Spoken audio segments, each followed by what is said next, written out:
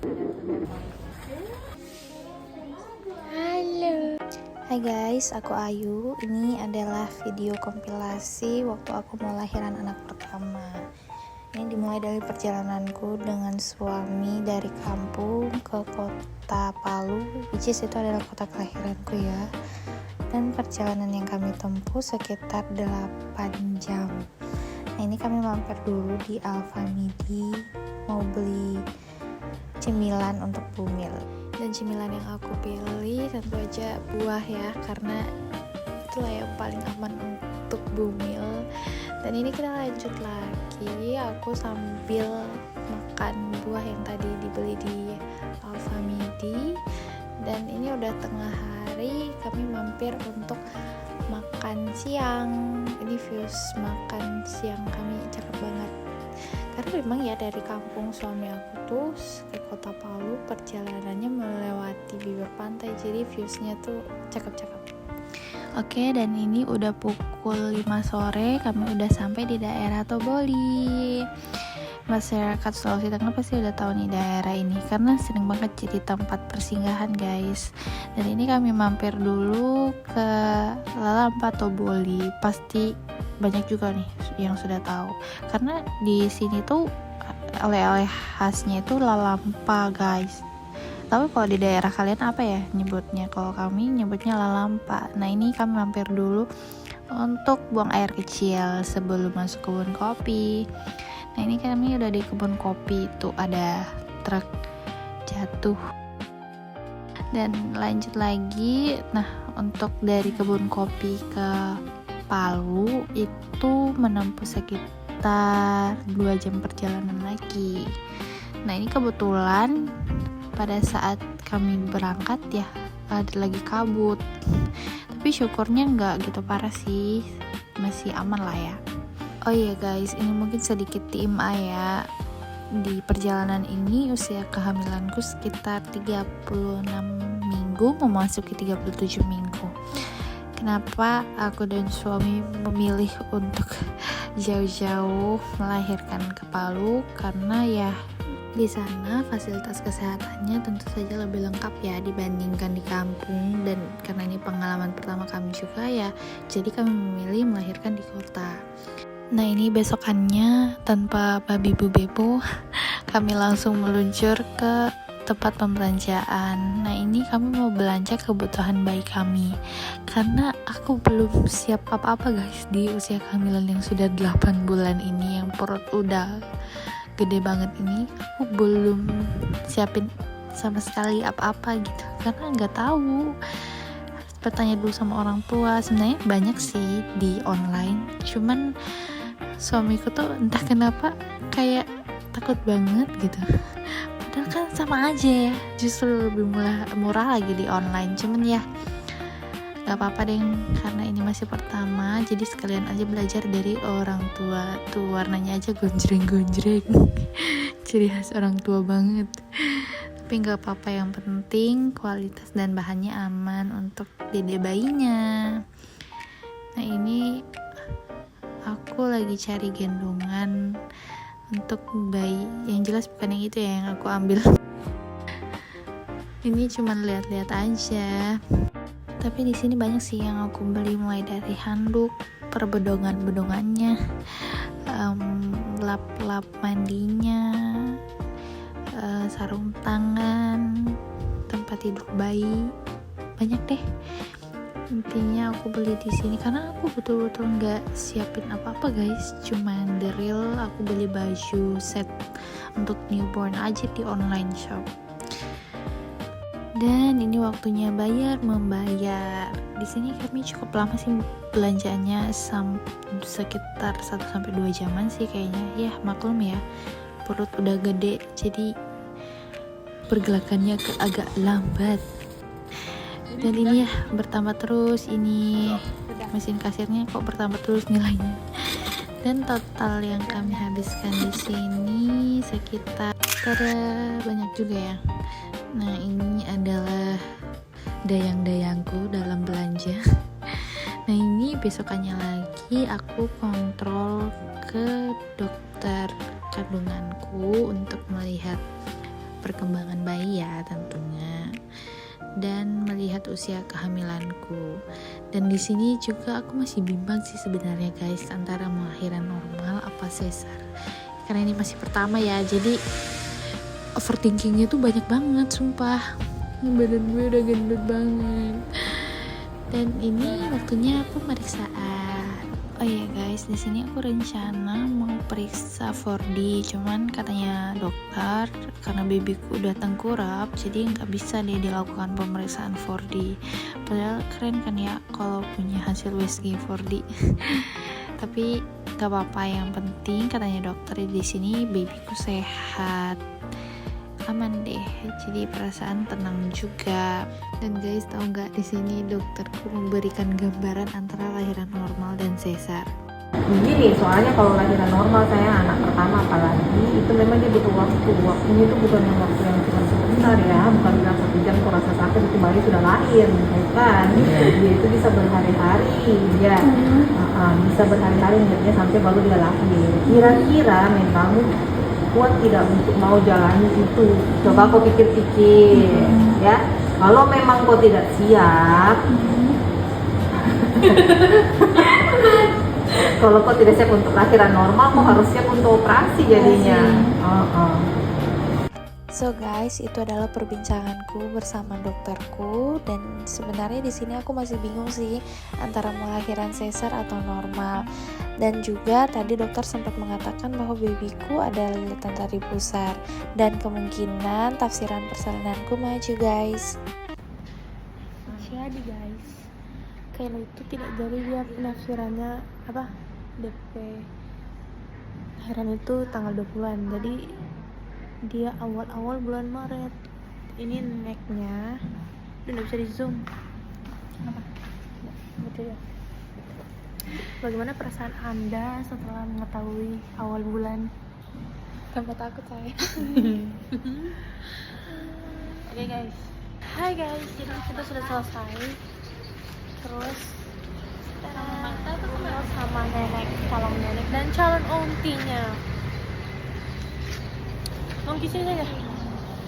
Ada macan nggak ya? Hai guys. Oke guys, jadi setelah selesai pemeriksaan, aku dan keluargaku mampir ke tempat makan. Kami makan bareng-bareng sekeluarga, asik. Dan ya, kami enjoy the moment aja sih, karena ya aku kan udah merantau bareng suami, kapan lagi kan menikmati momen seperti ini. Dan nanti aku akan kembali untuk melakukan pemeriksaan lagi. Nah, ini di video selanjutnya di tanggal 2 Maret aku kembali bertemu dokterku untuk menentukan apakah aku mau lahiran sesar atau normal, dan penentuan tanggal kelahiran babyku apabila aku memilih lahiran sesar. Dan ya, di sini aku memilih untuk lahiran secara sesar guys, karena aku mempertimbangkan adanya lilitan tali pusar di babyku. Jadi demi keselamatan kami bersama, aku memutuskan untuk sesar aja.